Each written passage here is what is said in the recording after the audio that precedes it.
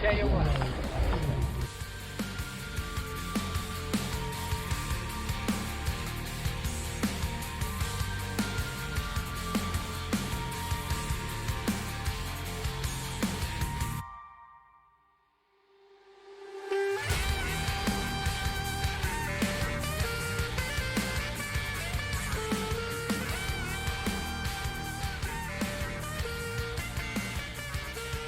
All right, what's up, everyone? This is Nathan from the Retic Lounge. Another solo episode coming at you. This is 135, Lounge Logic.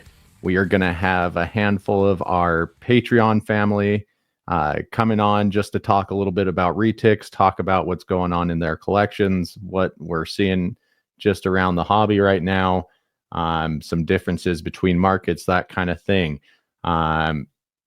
This episode was supposed to be with my comedian buddy, Sergio Chacon. I dropped the ball with some miscommunication and thought we were going to record Monday when he had a dinner with his mom. So hopefully in the next couple weeks, we'll be able to snag Sergio, get him on and get that episode knocked out. That's one I've been looking forward to for a while. Really cool dude. Came and opened for Chris DiStefano when he was here in Salt Lake City, and got to visit the collection and see some Retics, which is a little out of the norm since he's in New York and can't keep them out there. But yeah, if you want the opportunity to be able to come on an episode yourself one day, or just to join our Patreon and our Discord where we're popping off, having great discussion all the time, make sure to jump over to patreon.com/the Retic Lounge. Before we get going into anything else, I just want to give a quick shout out to Des over at Cold Blooded Cafe. For the best reptile feeders, make sure to go over to coldbloodedcafe.com. They have anything from quail eggs, I believe anoles, rabbits, rats, mice, anything that you could need to feed your reptile at the best quality, all US sourced. Make sure to use code Reptile Lounge 20 for 20% off your order. And if you order over $200 or more in feeders, you'll get shipping free. So make sure you take advantage of all that. All right. Well, let's get back to seeing me because that's somewhat important, I suppose. We're going to bring everyone on one by one and have them introduce themselves. Whether you've poured your heart and soul into your reptile business or you've just begun your business journey, AE Foundry has you covered with next-level expertise in graphic design, motion graphics, videography, photography, and so much more. If you've been dying for a new logo for your reptile business, motion graphics for your current logo, a new website, or need assistance making your video podcast come to life, then listen carefully. AE Foundry's mission places storytelling at its core. AE Foundry believes that a distinctive story and background are the driving forces that set your brand apart. In today's market, consumers seek more than just products. They crave a connection built on trust with the brands they cherish. AE Foundry is committed to empowering small businesses and fostering authenticity that resonates with their consumers. Reach out to them and let them help you craft a visual narrative that helps establish a genuine and lasting connection with your audience. To contact AE Foundry, email them at aromero@aefoundry.com or on Instagram at AE Foundry. When it comes to housing your retics, trust me, you're going to want an enclosure that will be just as strong and durable as your reticulated python. The Heartland Reptile Enclosure is next level tough and will outlive you and your retic by several generations. Heartland Reptile Enclosures are designed and manufactured out of powder-coated aluminum to provide the highest quality and longevity available in the reptile enclosure. What makes them even better is they are lighter than your PVC and plastic enclosures out there and are extremely tough. Stop playing around with plastic enclosures for your large constrictors and step up your enclosure game with the Heartland Reptile Enclosure. To inquire about one of these enclosures, speak to Jordan himself at Heartland Reptiles on Instagram, Facebook, and on TikTok. Here on TRL, we preach about the importance of using hooks, feeding tongs, and other tools with your reticulated python all the time. Animal Equipment by Stoney not only has all the tools you need for any snake you keep, but they have the absolute best hooks on the market. What sets Animal Equipment by Stoney's hooks apart from the other guys is their polycarbonate hook ends that provide a warm feel that won't disturb or bother your retic, ensuring a positive interaction from the get-go. Since 2008, AE Stoney has been supplying zoos, herpetologists, and other animal professionals with their tools.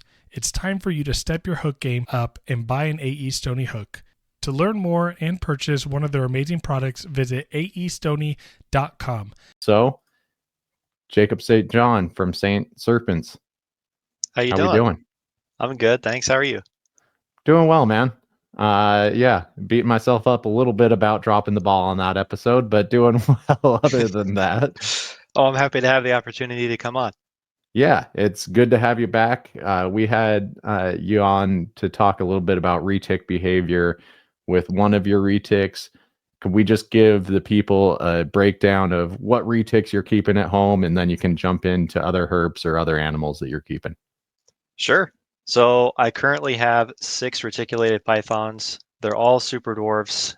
I have 4 of them are 50% Calatoa. One is 50% Calatoa or 37.5% Calatoa, 12.5% Madu. And then I have one that's 87.5% Calatoa. And they have a whole variety of morphs. I don't want to take up too much time listing them, but essentially my goal is to start a breeding project with them, kind of get into the hobby that way, make a business for myself, try and make a little money. And then for other herps that I have 2 false water cobras. One's a Nice. lavender and one's a het lavender. And then I have 3 western hognose snakes, working on a little coral project with them. Okay, yeah, I was over at Reptilian Nation Expo this last weekend and ran into one of our former guests, Josh from South Bay Reptiles, and I think it was his table, but there was a false water cobra there that I was eyeing for a good minute. How's working with those?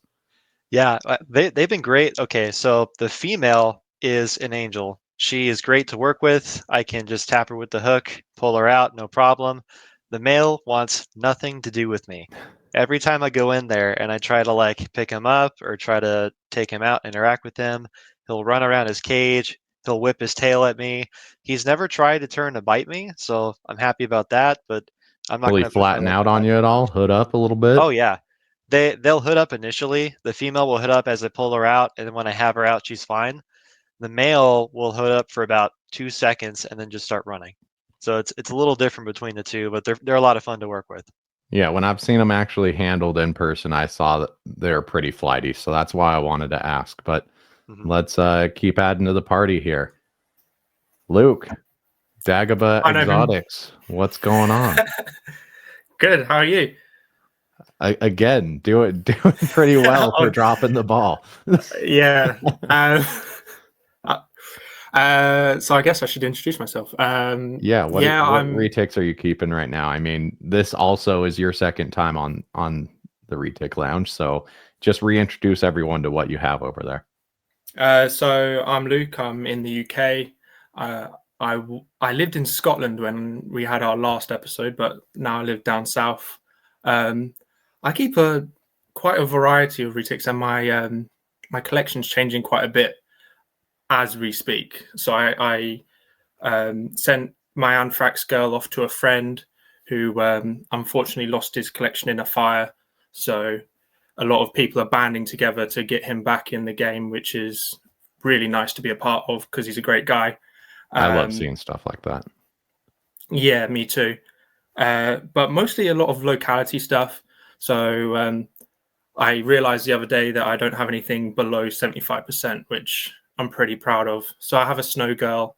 I have a few pure localities, including a wild caught Sumatran who I hope to prove out as a new morph, which would be pretty cool.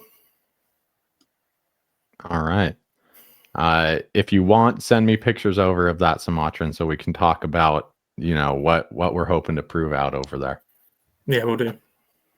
Okay. And yeah, send those on Discord because Instagram access on my computer's a little iffy right now. Yeah. Anything else that you're keeping that you want to go over?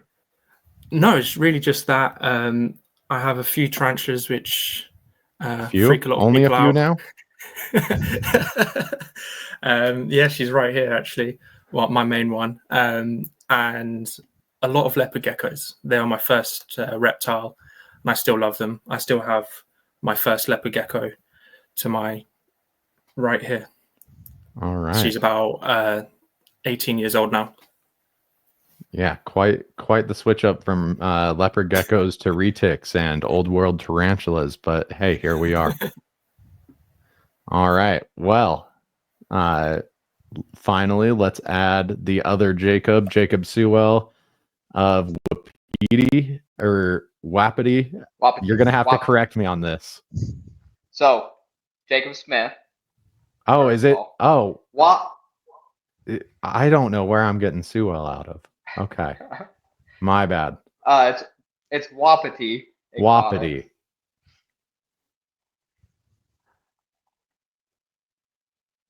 Oh. Yeah. Okay. Wapiti, and you want to give a breakdown because I didn't know where that name came from before tonight. So it's the I don't want to get this completely wrong, but it's what the natives called elk. Anyway, it just goes back to that's what me and my dad always called them growing up. So it's somewhat near and dear to my heart. Okay, and you want to give a breakdown of all the retics that you have at home, and then kind of go over the rest of the herps animals that you're keeping. Yeah. So right now, what I have here, I have 3 retics currently in my possession. I've got a 75% SD from Sean McMillan, just normal type. And then I've got a, let's see, 68.75 SD from Eric Lee. She's a Platinum Sunfire, Posset entering. And then I have I think she's 25% Kalatoa, 12.5% Jamp, Anery Motley GC that I got from Kagan when she was moving her collection. That And one's then super. I have another. Wait, is that the really small one that you were showing off on the Patreon Zoom last week? No, so the really small one, that's one from Sean McMillan. Okay. Yeah. The GC Motley Anery, she is by far the biggest one I have right now. So that's then I got another. Oh, go ahead. Sorry. And then I have another pair of Slayatoas coming from Lucas. Okay. Yeah, the Saleatoas are nice. I'm liking all the update pictures that I'm seeing of people posting up on them, but they're already as big as, or almost as big as my 2-year-old 68.75s that I hatched out 2 years ago, which is wild to me. Yeah. Well, yeah, that so my 75% SD that I showed you guys on Zoom, yeah, he's tiny. I mean, and he's, let's see, he's 3 years old, I think as of March, if I remember right. All right. So anything else that you're working with over there outside the retics? I got a pair of Woma pythons. They're a lot of fun. My female is, I don't know if it's super defensive or she just on food all the time, but constantly having to watch her. I've got a few ball pythons I'm working with, a pair of Honduran milk snakes that are pretty cool. They're tangerine hypo aberrant. So they're, as far as Hondurans go, they're they're pretty rare, I guess you could say. I mean, there's not a ton of genes in the Hondurans. See, we've got a pair of Western Hognose. Well, I guess we've got 1.2 Western Hognose that are technically my wife's. I've got a pair of Arizona Mountain King snakes, Trans-Pecos rat snake.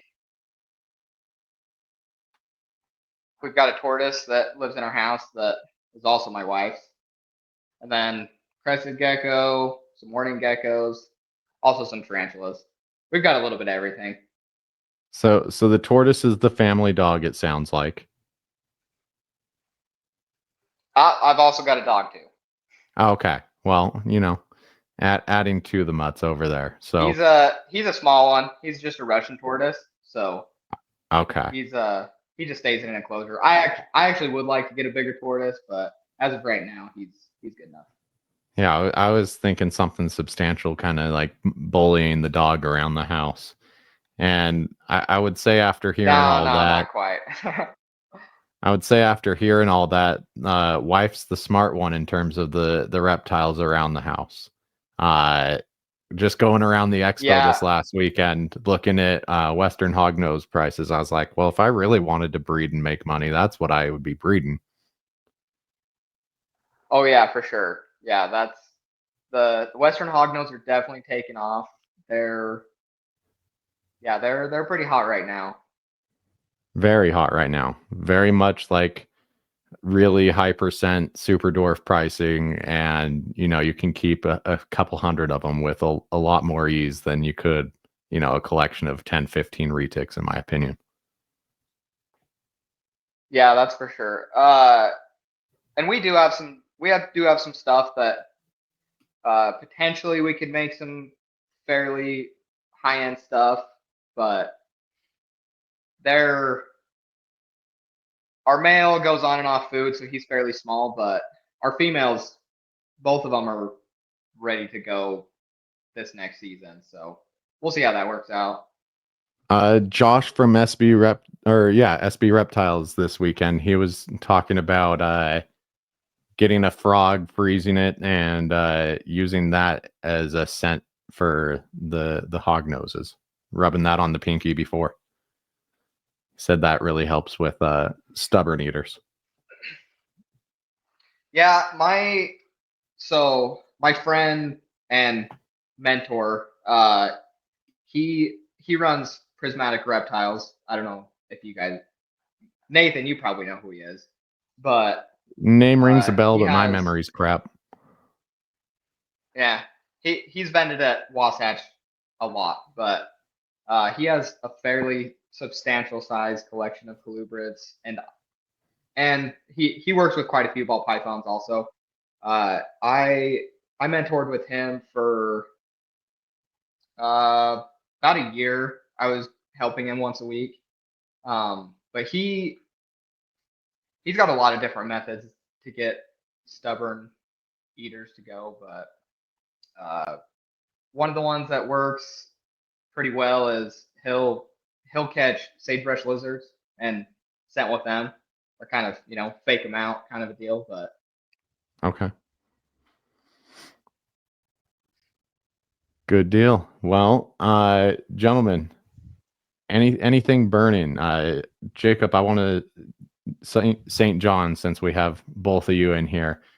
You want to give us a quick little update on how it's going with that retic that was giving you some issues behaviorally? Yeah, sure. So since that podcast, I've had several more good interactions with her. So the last time I talked, I think the last interaction I had with her was kind of rough, where she had bit my wrist and she was stuck on me for about 45 minutes before I was able to wrestle her off. I was trying to be gentle with her.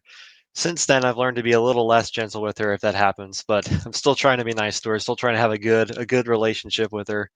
But then she was about 6.5 feet, and when I weighed her, she was 6 pounds. I did the math. I got the math wrong last time. She was 6 pounds, and she's easily doubled in girth, and she's 7.5 feet now. So I'm thinking she weighs closer to 10 pounds at least, but I haven't weighed her again. But as far as her behavior, that it's getting better. I've had better interactions with her, but I still have to be careful with her about when I go in, about reading her expressions, because she'll trick me sometimes. Initially when you go up and you open the glass, she's got those fully dilated pupils sitting perfectly still in the S position. I tap her with the hook, I rub her with the hook a bit, her pupils undilate, and she starts to tongue flick. And then sometimes I can kind of pull her out slowly, little by little. Sometimes she'll try to run away, but then I get her out and she's fine. Or this just happened on Monday, 2 days ago. I pull her out slowly. I go to pick her up, and then she just strikes out of nowhere, and she gets me. But Okay, that's so still a day by day process, very much still a so. day by day process for sure. But I mean that I think that's just because I got her so late. I got her when she was 7, and she's 8 years old now. So just getting her so late in life, I don't know how she was raised or how other keepers kept her, but all the other retics I have, the next oldest one is 2.5 years old. He's like perfect every time I take him out. All I have to do is show him the hook, and he'll calm down. Like I don't even have to touch him anymore, you know? He's like, I know what that thing is. Keep it away from me. Yeah, he's excited, and then I show him the hook, and then he kind of goes back down. And he's like, "All right, I guess I'm not getting fed right now." But but yeah, it's just her with the adult. Still working with her, still trying to get her to a point where I would feel comfortable pairing her. But I mean, hopefully, if she gets to that point, she'd be off food anyway. Yeah, absolutely. And I think, I mean, I've mentioned it before, but retics are very into their routine. Hmm. So it doesn't surprise me at getting her at 7 that, you know, trying to figure out her routine from another keeper's perspective is a little bit tough. Yeah, it's a bit of But an adjustment, but I'm still happy that I have her. Just working with her little by little, but I definitely recommend getting a baby or maybe a yearling, just so you have more time to work with them. Luke or Jacob Smith, you guys have any insight on buying an adult retic? I mean, I know Jacob, you have the Motley GC from Kagan. Any issues there that are similar? Not not not quite as much as him. Um, I I did have a little bit of problems with when I very first got her. She did not trust me at all. So pulling her out, she was a little flighty. She definitely gravitated towards my wife more, which at the time was a big task to ask of her because she is still getting comfortable into snakes. So, going from just a year prior, never even considering owning one to, me passing on an 8-foot retic to her that doesn't really want anything to do with me. She was a trooper though. We figured it out. She's good with me now, but it took a little bit of time to get her to trust me. And I mean, if she's on the floor, sometimes she will want to turn around and get defensive. But other than that, I mean, I haven't really had that many issues with her, but definitely getting her to trust me took a little bit. We also want to thank VivTech Products for being an affiliate sponsor of the Retic Lounge. Stop by VivTech Products for the best UV spectrum lighting on the market that will enhance and improve your snake's overall well-being and health. Visit vivtechproducts.com and use the code ReticLounge23 today for 15% off. Again, visit vivtechproducts.com and use our affiliate code ReticLounge23 today for 15% off. Looking for the perfect accessories for your hatchlings or juvenile retics? Look no further than Heli Guy Serpents. Our sponsor, Chris Sexton, is coming in hot with an amazing 3D printer, creating top-notch perches and other caging accessories for your beloved pets. Enrich your retics environment with their high-quality products. Use our promo code TRL10 for a 10% discount on your purchase. Visit them today at helliguyserpents.com and start giving your pets the best. Heli Guy Serpents, the premier source for 3D printed caging accessories. Again, that's www.helliguyserpents.com and use our promo code TRL10 for 10% off all of your 3D printed accessories today. Luke, you wanna talk about Bruce a little bit? Yeah. So Bruce, the wild caught, he's I've sort of given up trying to tame him. It was just never going to go anywhere. He's just so untrusting of people. Even just seeing me in the room, he'll defensively strike the glass. It's quite sad, really, because he really does just hate just humans. Which I I guess wonder is why kind he got ripped out of the greatest enclosure a snake could have. The wild. Yeah. No. Well, but I remind myself, like, the wilds in where retics come from is pretty crazy. Like, their range overlaps with tigers, with all kinds of carnivores, and a lot of these wild caught animals have been collected from for the skin trade. So he's lucky he was pretty, otherwise he would be a pair of boots. So there's no he wonder really he's- doesn't know how appreciative he really should be. I'm not going to say he should be appreciative of being put in a cage. However, it could be worse, I guess. Yeah, not killed and skinned. Yeah, and especially seeing as I keep on throwing girls at him in the hopes that he will like one and breed. But not quite Retic, but I had an Afrock that was F1, and she was an adult and very horrible demeanor as well. Mhm. And I've managed to tame her down quite well and I think it might not be this. However, I think having her at the time in my bedroom where she couldn't help but see me. So for her whole life, for a good 10 years, she was kept in a rack in a reptile room where, she's only interacted with for food or cleaning. So I believe her seeing me day to day, whilst being in my bedroom and seeing me hang out like around her, sort of tamed her down quite a bit over time. And also because I was obsessed with her, still am. So I sort of get her out, and slowly but surely she's gained to trust me. She still sometimes relapses, especially during vulnerable moments when she's full of food or shedding. But overall, like, she's pretty handleable now, which is pretty cool, especially seen as like the bad rep that Afroks get. Yeah, I know on our Zooms that we've had quite the enjoyment of watching you and that Afrock interact over the last couple of years. Yeah, she's a really cool snake. Yeah, I would say my only experience with getting even a sub-adult would be with my Phantom Tiger male, and I noticed little behavioral differences between him and the rest of my snakes, but by this point, I mean, he's probably 5 going on 6, and at this point, I think he's fairly acclimated with me. He's had more time here than he ever has anywhere else, so I think at this point, he's a retic. He's smart enough to catch on to what life looks like here. Yeah, for sure.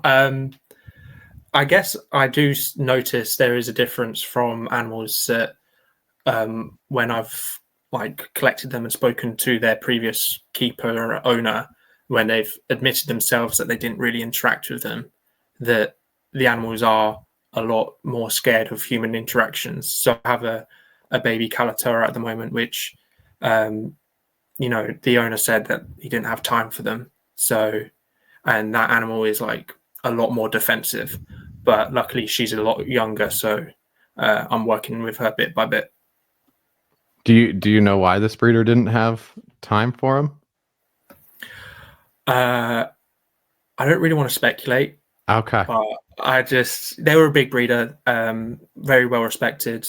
And And yeah, I just think maybe their heart's not in it anymore, or the community can wear on you quite a bit. So that wouldn't surprise me either. Yeah, we'll get into that for sure. No, that's unfortunate to hear, because I mean, with any of my animals, if I'm selling them to someone, it's something I want to interact with quite a bit, be able to give some bit of background behind personality, even though most of them are pretty similar. Yeah, Luke. I will Oh, say, go ahead. I think that could also be a part of why my Woma Python female is the way she is. She had kind of a weird thing. So I bought her as an adult also, actually. And the guy I bought her from was selling for a friend of his that had gotten sick and passed away. So like his entire collection had pretty well been neglected for a good amount of time. And when I got her, I mean, she looked in fairly good condition. She was a little skinny. I had to treat her for a pretty serious respiratory infection. I had to go to the vet a few times to actually get it over with. But I'd like to say that she's chilled out a little bit, but it's hard to say. I mean, I wouldn't trust Well, putting and a she's hand just on a her. Woma. Woma personality Right. is hit or Well, miss anytime. yeah, I mean, I mean, honestly, the only animal in my collection that I've been seriously bitten by is one of my Woma males. And yeah, I was being a Bit little or chewed? complacent, you know? Oh no, he full on bit, wrapped. I mean, I was hoping, in the event that they had half a brain cell of a retic and realized I wasn't food. But yeah, that didn't happen. He held on for a good 10 minutes before I'm like, okay, maybe I'll try running his head underwater. That didn't do anything. He just clamped on harder. And they have some pretty powerful jaws for as large of a snake as they are. But They're yeah, very much taste first, think later. Oh yeah. Well, and the funny thing is most of the time that I feed them, they're really slow eaters. Like they'll sit there and just stare at the food, and went to clean. Just like I said, little complacent on my end, and I just reached in, and as soon as my hand went inside, I mean he lit me up and was just full wrap, and I'm like, oh yeah, that's what I shouldn't have let happen, but it does. How big is that Woma? He's 4, maybe 5 feet. Okay, that's a good size. Yeah. Yeah, he's not. I mean, their heads are substantially smaller than retics, but they, I mean, they have some pretty powerful jaws. I can attest to that. I mean, I've never been chewed on by a retic, but I can tell you they hurt. They do have small teeth, luckily, but yeah, it didn't feel very good. Actually, because you brought that up, so the only retic I've been bit by is the big girl, and I've been bit by her twice now. And it's really not the bite that hurts; it's the wrapping that hurts a lot more. And I don't know if that's just with her or if you guys have experience getting bit by retics but she got me on the hand on Monday, and the way that she bit my hand is like half her mouth came right here, and then the other half came here. So she was like kind of like that. But she made no effort to close her mouth, or if she was, it didn't take any effort for me to keep my hand the way it was and not have it like crunched like that. So I'm wondering if retics, if their bite force isn't as much as maybe something like a Woma, just because they're so big and they wrap their prey that they don't have to. They're not really trying to bite down. They're just trying to hold on. If you know what I'm saying. I've been bit a few times. Only once in a feeding response, and it was definitely. I mean, it was a smaller animal. probably 4 to 5 feet at the time, and it was definitely the wrapping that was the most memorable of the experience. I didn't feel like she had that much jaw power behind her. Mhm. Yeah, I mean, just with something like the Woma pythons, I mean, just in nature, they don't typically wrap their prey in the wild, so a lot of times they're down in burrows, and they'll actually a lot of wild caught specimens will have scars and stuff on their back because they'll actually push their prey into the side of the burrow rather than grabbing and wrapping. So I think that, I mean, just that difference could be why. I mean, they, like I said, for how small of heads they have, they actually do have a fair amount of bite strength, and that could just be the difference of, in the wild they're usually not wrapping their prey as much as a retic would be. Am I right in thinking that they are snake eaters, or is that blackheads? No, they will. I mean, they're opportunistic, so they'll eat any reptiles, rodents. I mean, yeah, they pretty much eat anything. But yes, they will eat snakes. Luke, any experience yourself? Yeah, I've been food bitten a few times, and I don't think I've ever been defensively bitten. I've been defensively bitten. Well, between retics and anything else that you've noticed, like jaw strength differences on? No, not that I can say. No, sorry. Okay. Yeah, I have very little to compare it to. I've had a little anaconda bite that, 7 foot, and it really I didn't know what bit me until it was over, kind of a thing. But yeah, Luke, I want to get in a little bit to the market. Seeing as me and the Jacobs over here, we're out in the US, we're pretty used to pricing over here. But as you've rubbed in our faces multiple times throughout the span of your stay at the Retic Lounge, you want to just talk about how prices differ? Yeah, I think just mainly it's a lot cheaper, which I'm happy about because it allows me to afford some pretty cool snakes on a shoestring budget. But yeah, it is really interesting seeing the prices in the US, because obviously that's been sort of inflated by you not being able to have imports and fresh blood, and being able to buy animals from European breeders. So yeah, that's sort of increased your pricing, which is really interesting considering you have a lot more breeders than Europe. So I assume you probably have a lot more buyers as well. And now, do you assume that it's mostly the import stuff that keeps your prices low? Being able to add fresh blood? No, I don't think so, because we are very rarely importing new wild caught animals. I haven't seen, except Bruce, who is a long-term captive. He's been in captivity for over a decade. I've only seen about 3 localities freshly wild caught in the UK in probably, as long as I can remember, at least 2 years. And that was a pet shop that imports from Indonesia other wild caught species, geckos, etc.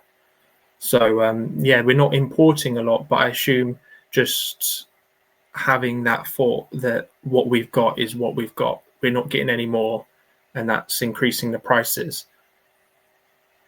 Yeah, I mean, rarity for sure on our end is what keeps prices high.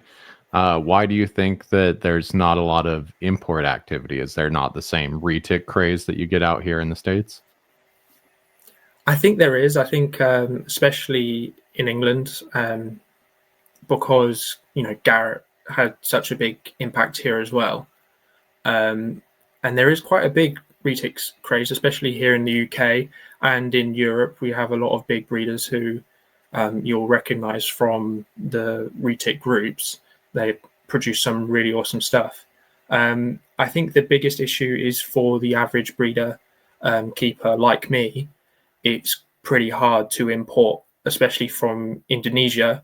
I've been asking around. I know a few people who have imported retics and been in that business, and it's just really, really hard to do. You have to spend a lot of money, and there's a lot of laws and quotas, and it's really difficult. And I haven't even, despite me trying, I haven't even gotten close.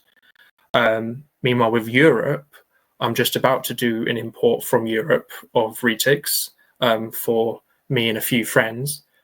That's quite difficult as well. We are spending just as much on getting them over here by a courier and all of the licensing as we are on the animals. And the animals we're importing are some pretty crazy stuff. Okay. And last question on market price difference would be, is there a big increase when you start getting into locality animals, super dwarf animals, that kind of thing? Like, what's the mainland versus small locality retics look like over there? Yeah, so I think the going rate for a locality like a Calatoa is about £400, which is, in my opinion, a pretty. You've got to remember the UK, like you can get a lot more for your money as well. So that doesn't translate too well. However, having a Calatoa be affordable to your average person, I think, is quite a good thing. Mainlands are a lot cheaper as well. However, when you start getting into the specialty morphs like ocelots and a few of the other stuff, Aztec, Bacan, the good-looking ones, they fetch a higher price tag as well. The usual suspects, even the stuff that we're fighting for out here. Now, Is it a difference of like 400 pounds to 40 pounds in terms of pricing? Like how low do you see mainlands being sold off for? Oh, so we've currently had our own sort of snafu with market rates and stuff, because there's been a few people selling mainlands for as low as £50, which is pretty crazy, especially when they're going to get big and they're mainland females as well.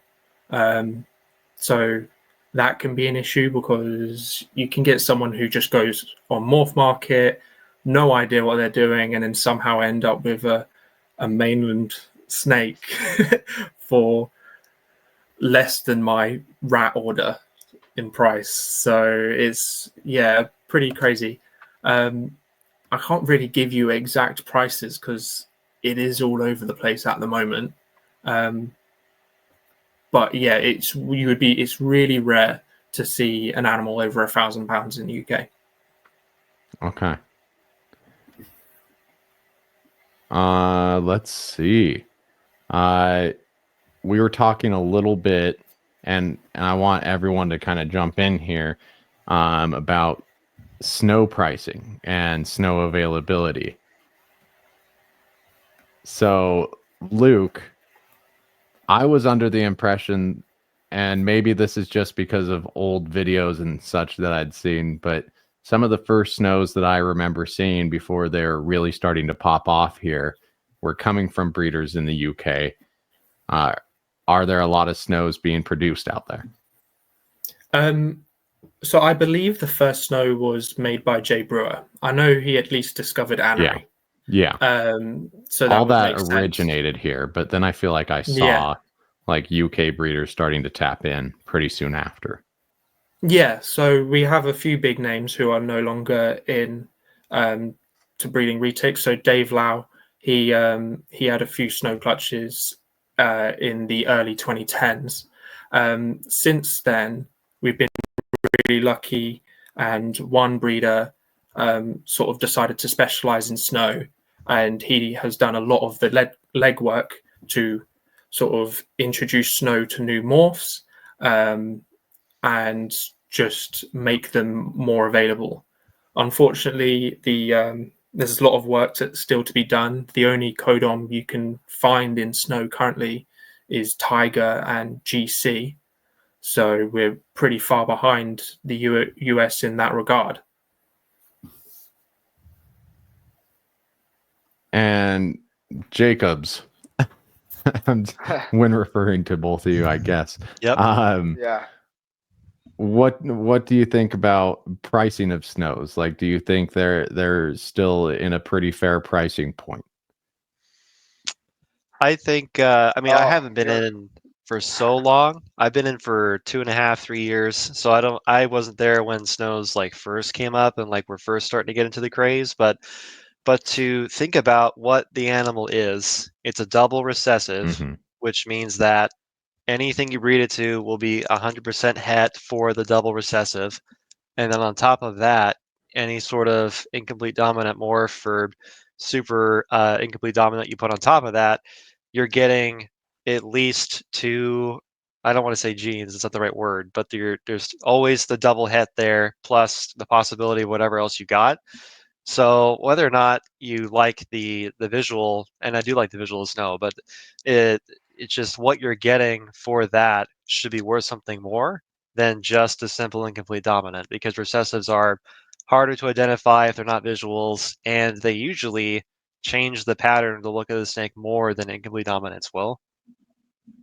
Yeah, I think that goes for really any species of animal too. You start adding double, triple recessives visually and hitting those projects, I think that work alone deserves the recognition of a little bit higher price point. There's more time and effort that was put into creating that animal as opposed to anything else that you could put on your website, put on your table, what have you.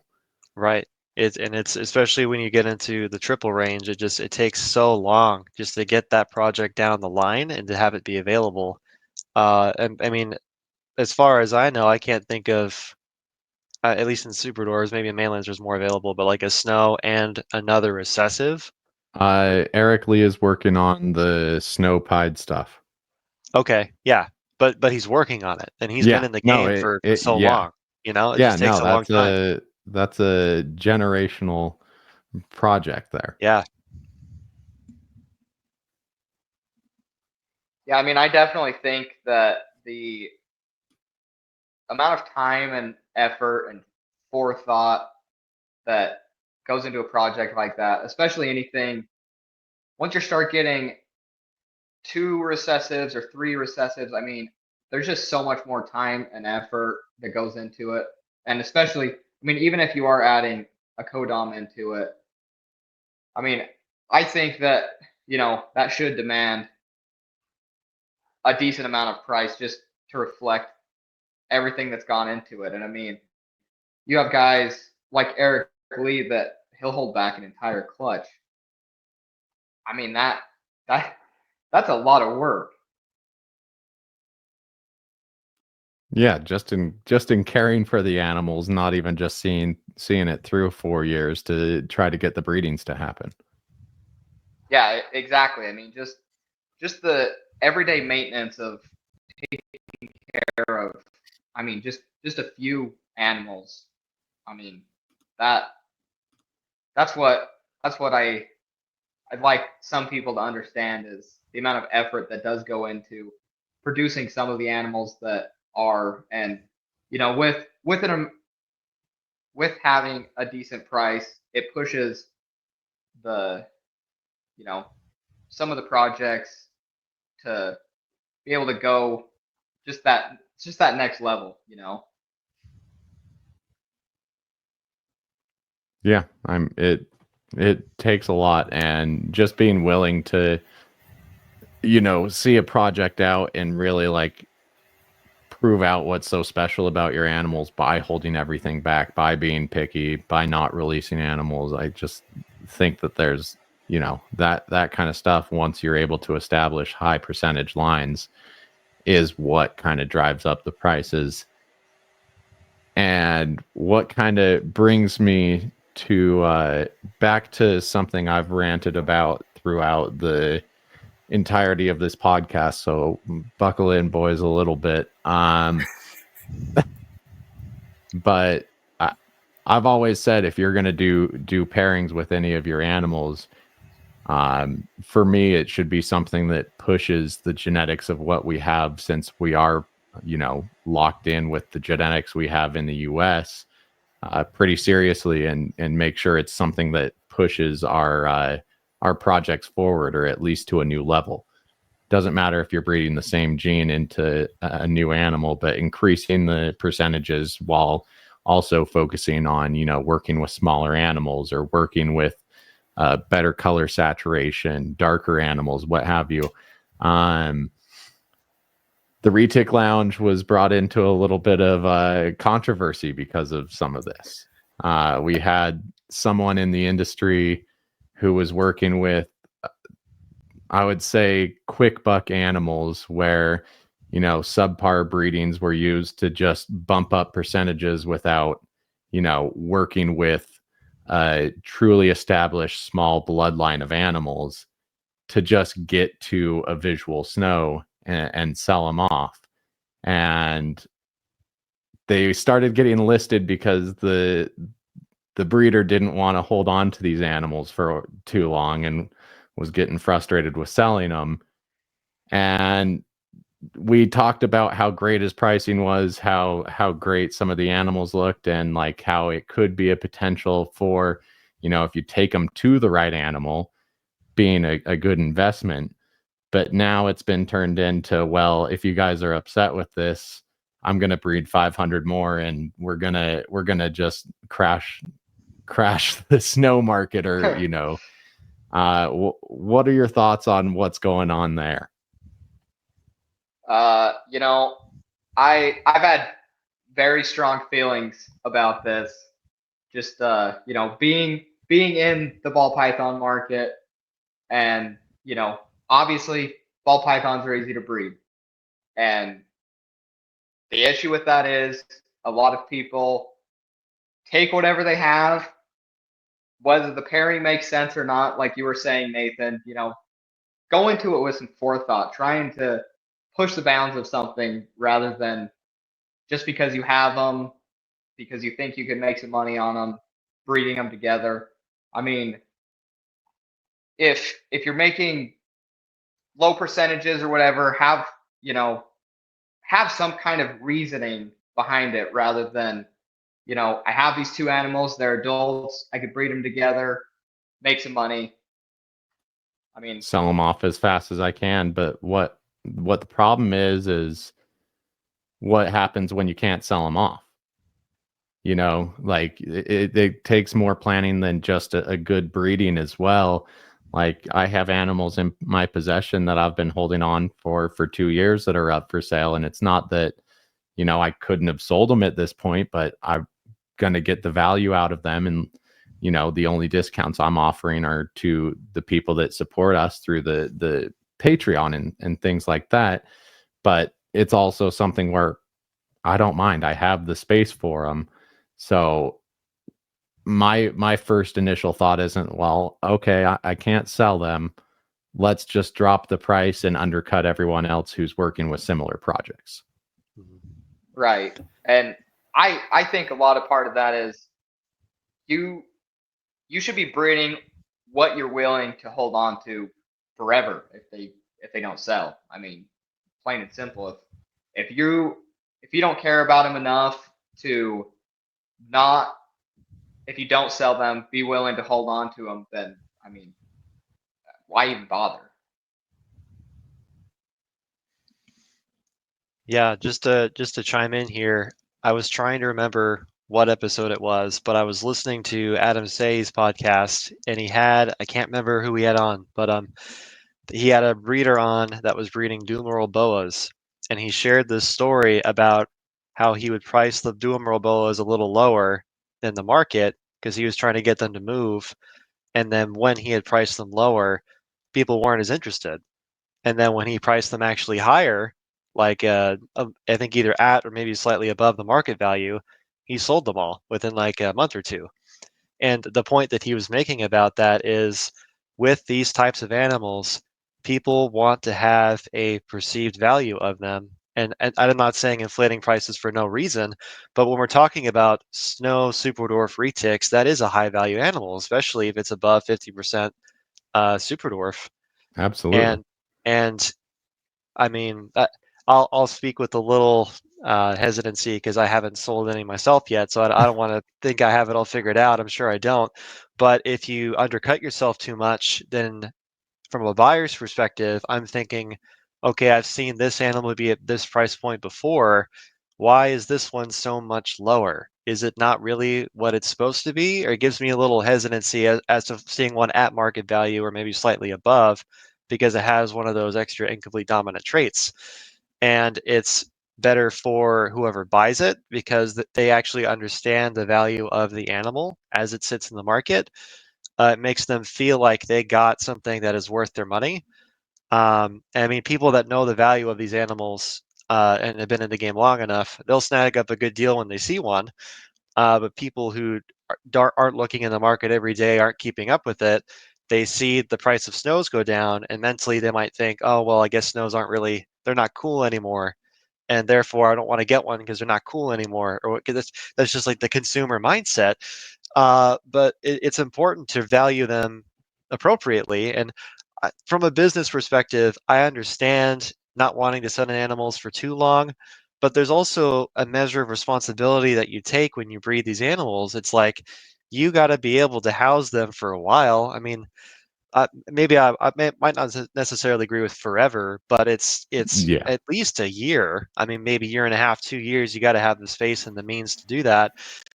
And it sucks if you can't move animals, but try harder. I don't know. It doesn't mean you have to cut the price, but just I don't know. I mean, again, this is from someone who hasn't gotten to that point in my business yet, so I take it with a grain of salt. But that's just I do own a business, just not selling snakes. So I have some business experience. It's not totally unexperienced with it, but that's my 2 cents on the subject.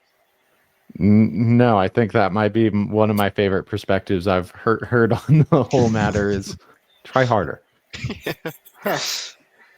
Like if you want the perceived value to stay the same, then do the work that it takes to establish yourself as someone that people want to buy from. Mhm. Work with good animals, be a helpful voice in the community. I think that's always something that always, can at least sustain the price of a healthy market price for one of these animals. Yeah. Luke, I saved this topic for the very end of the episode, so I want to hear your thoughts. Well, I think I have a unique perspective in the fact that his price I wouldn't pay if it was over here. That's too much. It's 4 times what you would pay for one over here. So You I keep can't rubbing it say in. it's We get too it. high or too low. So it's not becoming a money issue. But what I do think is that even if he holds back well, right, it's going to be at least 4 years until he can raise up a baby to replace that female. And he's running a business, right? He's told everyone that it pays his bills, right? So I assume he's going to pair that female every year, if not every other year. So multiple times. And I assume there's only so many people in the market for a 50% SD snow, right? So after a few years of him, selling to all of the people who want to buy a cheap snow, he's going to start running out, and then he's going to start running out of potential buyers who want to buy his animals, and he's going to be left with them until he can, raise up the new baby female, which we assume is better, to then repeat the process. So I think he's not just, shooting other people in the foot who, have some sort of investment in this, but shooting himself as well, moving his own babies down the line, because retics are a really long thing. Going from baby to an adult female who you then breed yourself is a really big achievement that a lot of people don't actually see through, but that should be the goal. And what are your thoughts on the overproduction, I guess, threat at the level that we've seen? We've seen it so many times now. It's really irresponsible. And I think, to be honest, when it was just about markets and stuff like that, it wouldn't be unreasonable to be on his side just based on crashing markets or whatever.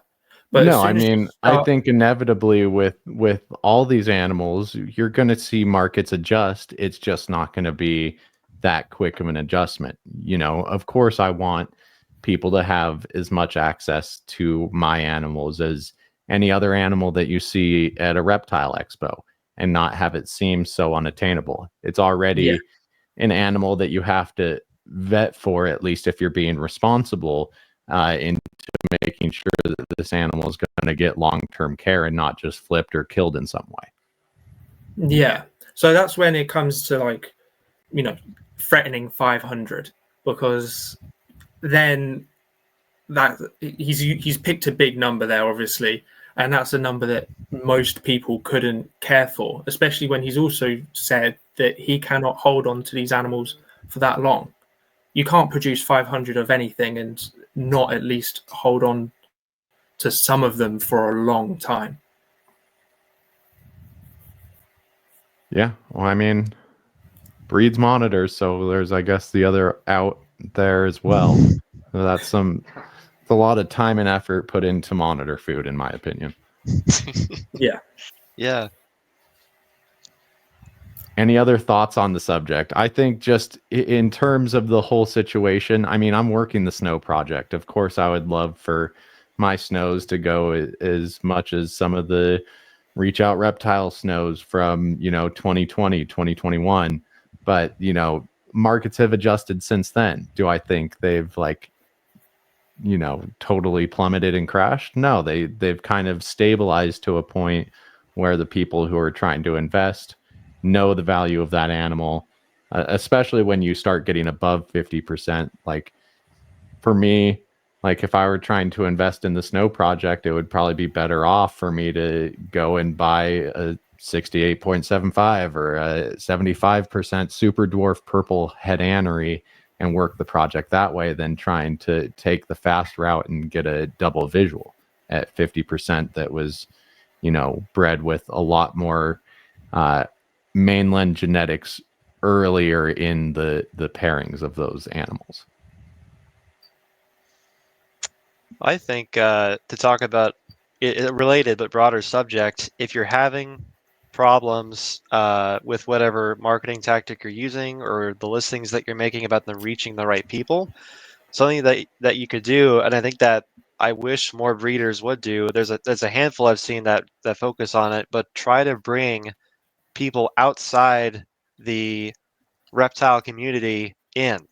Like there's almost 400 million people in the US and way more in Europe and the UK, but it's like the reptile community is 5 or 10 million, maybe. I mean, maybe more than that, but it's such a small percentage of that where if the content that you're making, at least some of it, is directed towards people that are either afraid or don't know or an experience with reptiles, if you grow the number of people in the market that is buying, you will have an easier time moving animals. But if you only ever market to the people like us that have 10, 20 reptiles already, it's going to be harder for us to be able to buy another one. And I'm sure that's easier said than done, but I feel like whenever I'm scrolling on Instagram or on Facebook, it's just breeder showing what he's got to another breeder. All the breeders are talking, and that's cool. But it's like if you're only trying to sell to breeders or people that are already keeping a ton of reptiles, you're going to have a harder time moving what you have. Yeah, when I think of Retics, I look at all the shows that I go to, and I look at the people that are wandering in those doors for the first time or are wandering in those doors with just having a ball python or a boa and being introduced to new stuff as being the better potential market. I mean, when it comes to the reptile community in general, of course, we always want to be growing it. There's plenty of room for growth, but introducing people to another species that might bring them more joy, yeah, you're right. There's a lot more marketing potential there. Yeah. And talking about the value of the animals as well, people would say like, oh, cats and dogs are they're easier, they're cheaper than to buy an animal that's worth a couple $1,000s. But unless you're getting like a pound dog, if you try to get like a breeder dog or go into one of those mall shops where they sell dogs and cats, the cheapest one I've ever seen is like $4,000 for one of those, and it's like, yeah, sure, it's a dog. Dogs are cool. I like dogs, but it's not a unique animal, and if you can spend half that and get a really good quality super dwarf retic, uh, especially right now if you go get one of those snows, but.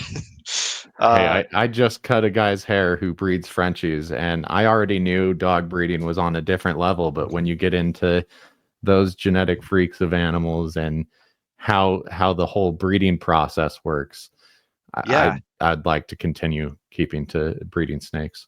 yeah, and I'm not even saying the dogs aren't worth that amount. That's not what I'm trying to say. But it's Yeah. like you have people that are willing to spend $4, 5, $6,000 on a dog, like a Mhm. Frenchie specifically, that might live 10 years. Or you go and buy a super dwarf retic or a similar reptile that's going to live 20, 30 years if you take care of it properly, and it's a great pet to have. And when they're full grown, you only got to feed them, once a month, once every couple of months. I mean, Exactly, yeah. you I mean, know. the amount of food you spend on the dog is going to be crazy compared to one snake. I know all about that. My dog has a very sensitive stomach, and we have to buy her some fairly expensive food, and it's outrageous. I would almost venture a bet that her monthly food bill is what I pay to feed all of my snakes here. Yep, sounds right. All good points. Well, the reason I bring this up at the end of the episode isn't to perpetuate or drag on the drama, but I would like to get your guys's and we don't even need to mention the name. In fact, I would really like to stay away from that. I don't think we need to drag anyone, anything like that.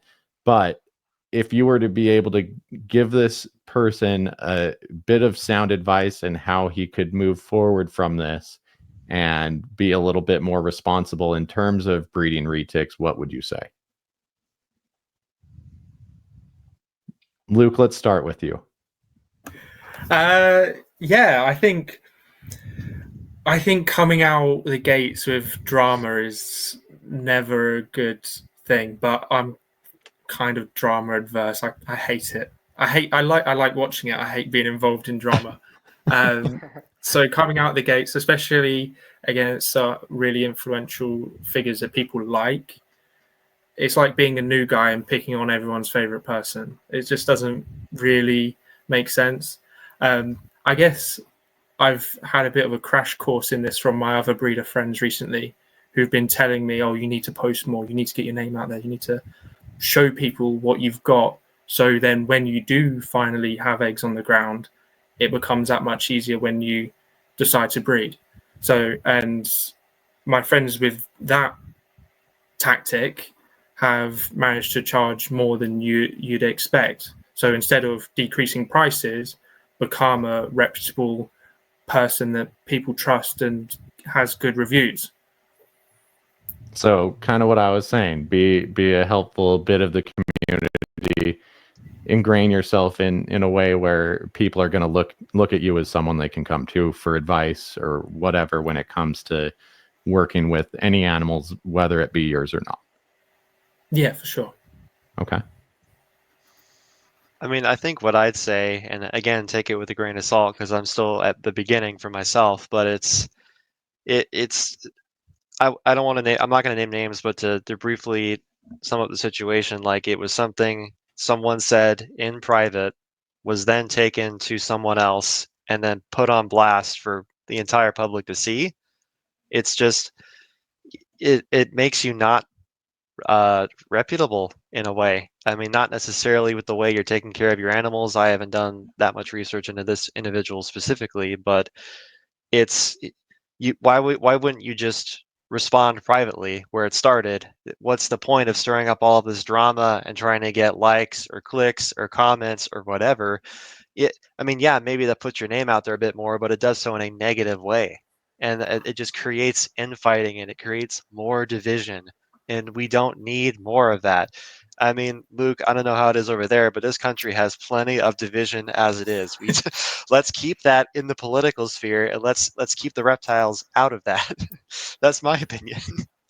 Yeah, and can I just quickly add, like a lot of super dwarf stuff is built on trust, built on trusting the length of the animals, on the lineages, the percentages, Absolutely. and if you're coming out straight out of the gate with making a private conversation public, and then also misrepresenting that conversation from what it was, which was in my opinion, a healthy debate, which is pretty common in the Discord.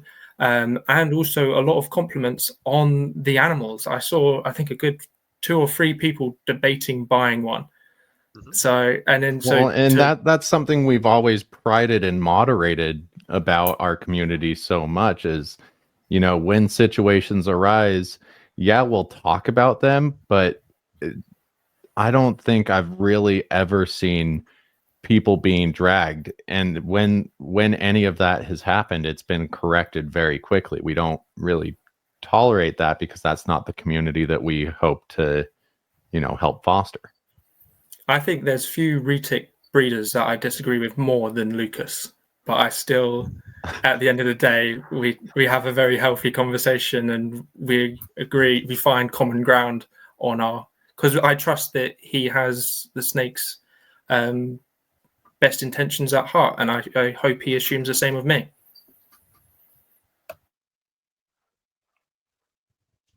All right, Jacob Smith, anything to add? Any piece of advice? I just think that maybe it could have gone more tactfully rather than, just some of the things that were said back and forth. I mean, screenshots were shared, like they said, but it was where he could have tried to not escalate the situation, but some of the things that were said, that's when it really went off of the rails. Is, I get it. Everybody, you get a little upset, you say stuff that you shouldn't, but I think a good part of it is if, stand back, think of something mindfully rather than just right out of the gate you're upset, so you say whatever's on your mind.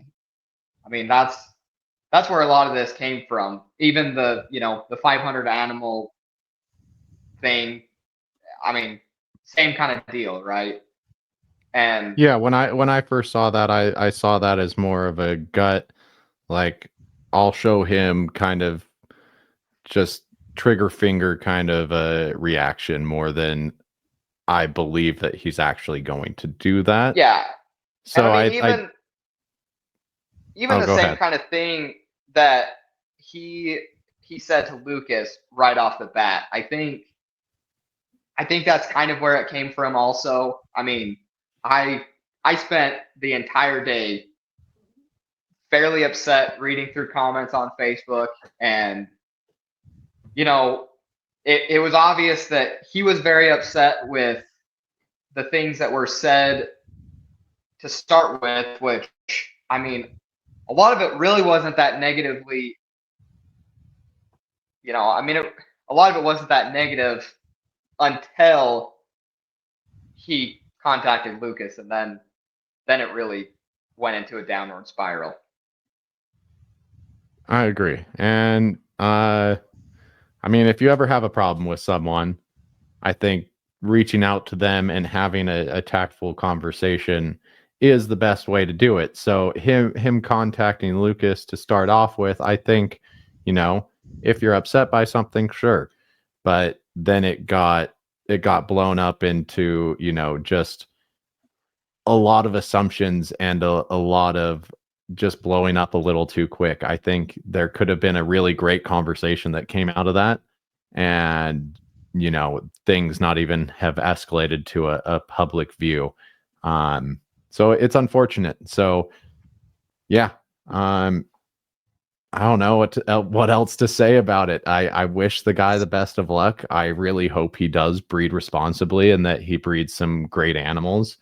Some of those animals look fantastic. I worry about the size a little bit, just knowing the breeder stock. But there's people out there that can maintain keeping a 12 to 14 foot snow. So, if you want a big, like phenotypically beautiful animal, I think those are great animals still. So, I hope there's a way that he can find his way out of this and be a decent pillar of the community if he wants to keep working the Super Dwarf game. I really do. Yeah. Yeah, if anything, it definitely also never hurts to reach out to breeders who are also in the same project and get their thoughts on it, on pricing. I mean, Nathan, Yeah. you did the same thing with Eric Lee on your Phantom Purple Clutch. Yeah. Yeah, I mean, it never hurts to get a second opinion on stuff before you post something and then it gets a huge uproar. I mean, I spent in the end of the day, hours.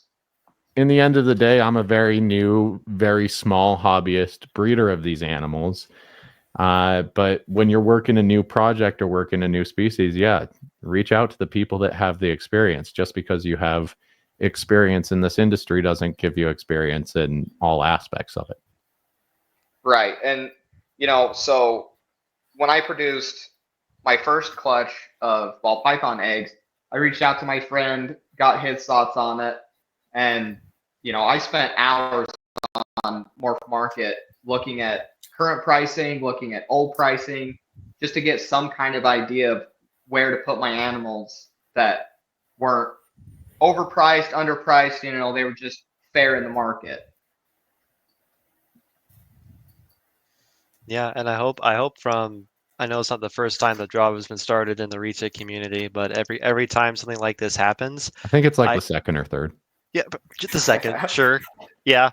But I hope that, I think everybody understands that this entire thing was negative. It doesn't matter what side of the argument you fall under or whose side you support. This is not a positive thing. And I No. think everybody recognizes that.